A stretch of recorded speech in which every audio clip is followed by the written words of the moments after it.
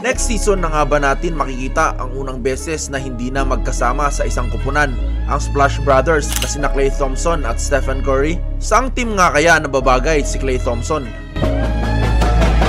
Sa buong karera ni Klay Thompson sa NBA ay kapares niya ang greatest shooter of all time na si Curry. Lahat nga ay naranasan nilang magkasama magmula sa baba hanggang sa maging dinastiya na sila. Pero sa kasalukuyan ay malayo na ito sa nakaraan dahil maski makaalis lamang sa play-in ay bigo nilang magawa sa nakalipas na taon. Magiging free agent na nga itong si Klay Thompson ngayong season at mukhang nagpapahiwating na ito na ayaw niya na sa Warriors. In-unfollow na kasi nito ang Instagram ng kupunan na hindi magandang senyales para sa mga fans na gusto pa siyang makita sa team.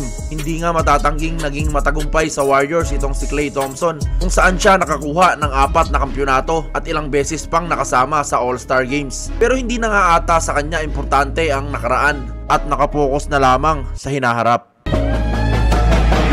Sa kalidad nga ni Klay Thompson ay paniguradong madaming teams ang magkaka-interes sa kanya, kabilang na ang Lakers. Malaki nga ang koneksyon ni Thompson sa kupunan na ito dahil ang kanyang ama na si Mikal ay sa Lakers naglaro. Sa Los Angeles nga rin siya lumaki, kaya naman malapit talaga ang lugar at kupunan sa kanyang puso. Pero syempre hindi lang Lakers ang team na posibleng kumuha sa kanya. Sa pagiging veterano ni Klay ay kaya nga niyang maging gabay sa mga batang teams. Pwede nga niyang pangaralan ang sino mang mga bagito sa kupunan. Angkop nga ang ganitong role sana sa Orlando Magic na bagamat may batang kupunan ay punong-puno naman ito ng magagaling na manlalaro. Ilan nga riyan ay sina Paolo Banchero at Franz Wagner na siyang bumuhat sa kanila sa season at playoffs. Ang pagkakaroon nga ng maaasahang veterano na magpapakalma at magbibigay ng mga payo sa mga batang players na ito ay napakahalaga. Pero hindi matatangging mas nakakatakam na pagkakataon kung sakali mang mapunta sa Lakers itong si Klay Thompson. Kailangan nga rin kasi ni LeBron ng shooter na nakapalibot sa kanya at sa usapang ganyan, pambato talaga si Klay Thompson. Kahit mga pangit ang kanyang laro sa last season ay posible naman siyang makabawi agad. Wala nga ring talo ang Lakers sa kanya dahil sa may asim pa rin naman si Klay Thompson.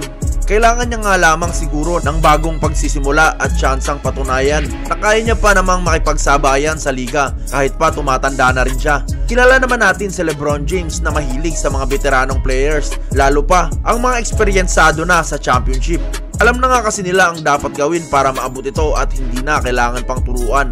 Handa nga rin daw si Klay Thompson na maglaro sa kahit anong kupunan na susugal sa kanya. Pero ang tanong nga riyan ay kung handa rin ba si Klay na mabawasan ang kanyang sahod.